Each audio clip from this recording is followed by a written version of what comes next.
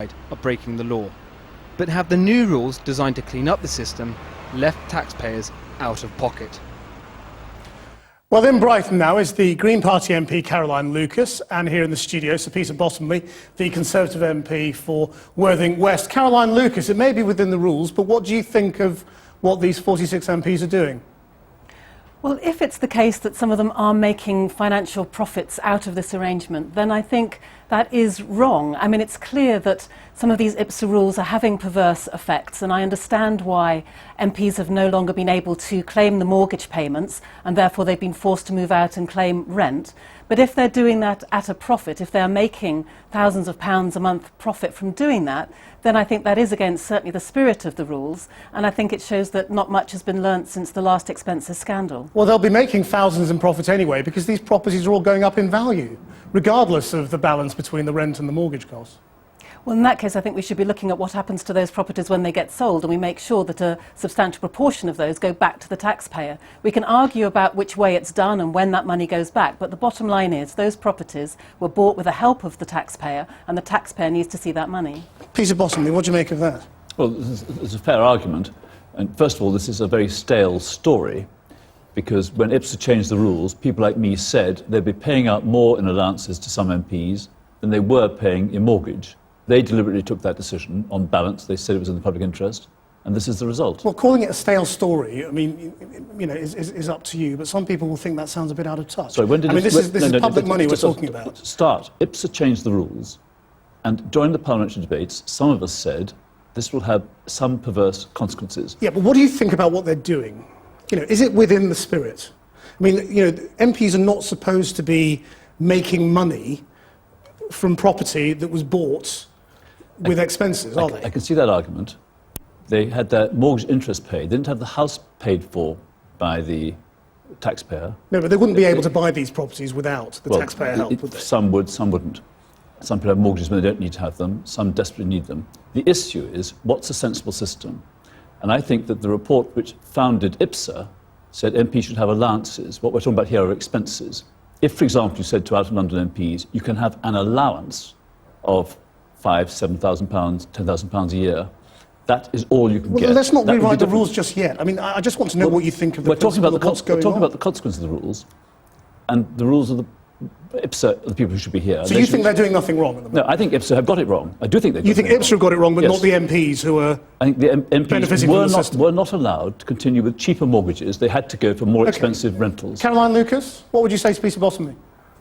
Well, I agree that IPSA's decisions have led to some perverse outcomes, but I think that within that, MPs need to be aware of how it looks to the outside if they are making substantial profits from this arrangement. And so I think we need to go back to the drawing board to make sure that that is not the case. That's certainly not what was intended when these rules came into effect. I know some MPs at the time did warn that there could be some perverse outcomes, but certainly I think that at a time when there's still so much disillusionment and anger from the public towards MPs, this kind of revelation is incredibly unhelpful, and it absolutely needs to be sorted out. Surely the intention was that MPs would sell their second homes, as Nick Clegg did. I mean, he actually paid back to the taxpayer the profit from that home, so that no one could say he had benefited from expenses.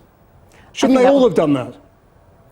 I don't want to preempt what everyone's personal circumstances were and how long they've been in a property, but ideally I would have said yes, that would have been a much clearer, cleaner way forward, and the money could have gone straight back to the taxpayer and we'd all know where we are. Peter Bottomley, do you not see that to many members of the public this looks like greed? Well, I can see the way it's been put, and I can see how many would respond. And to many people, the amount spent on housing in London is more than they actually earn. It's more than their household live on. I can constantly see that. That's not, I think, the prime issue. The prime issue is, do you have a sensible set of rules? And if they aren't sensible, change them. And if they do get changed, don't have the unintended but foreseeable consequences which this has had. But if Nick Clegg could see that the rules were open to making money, but that wouldn't look good, that would be wrong, and he acted accordingly, why can't other MPs take a similar principled step? I'm not here to defend every MP and what they do, and I don't know what they've done. What I can say is this. I'm going to give you a parallel. A house is an asset. I had a friend, Peter Thurnham, who, when he was out of work, bought 2 machine tools, built up a business, employed 150 people, and became a Member of Parliament. And we welcomed him because he'd actually shown what can be done. Should he, when he became an MP, have been told, you've got to sell your engineering business? How different is that to a house, or Michael Foot's writing royalties, or James Callaghan's farm, or other things? And we want people... Oh, because these things were bought with expenses in part. No, They weren't bought with expenses. The mortgage interest may have been paid for, but they weren't actually bought, because even under the old system, you couldn't have capital payments made from the House of Commons expenses. No, but the interest was paid by expenses. That's- So that- it's a because clearly fundamental part it of was buying paid it is the mortgage It was interest. paid because it was cheaper than paying rentals. What do you think will happen to the calibre of MPs that we're guessing? Well, leave aside the expenses business. The rich can always be an MP. The poor can normally be an MP. The people in the middle may choose not to come in. And I think you want to have a parliament which includes all. When I got elected, the Deputy Director of Leisure Services in my London borough got paid more than I did. The third journalist on one of the newspapers covering Parliament got paid more than I did. I didn't object to that, Okay. but you put people off unless you can fill the middle. The rich and the poor, fine. People in the middle need to be able to come in as well. Peter Bottomley, Caroline Lucas, thank you both very much.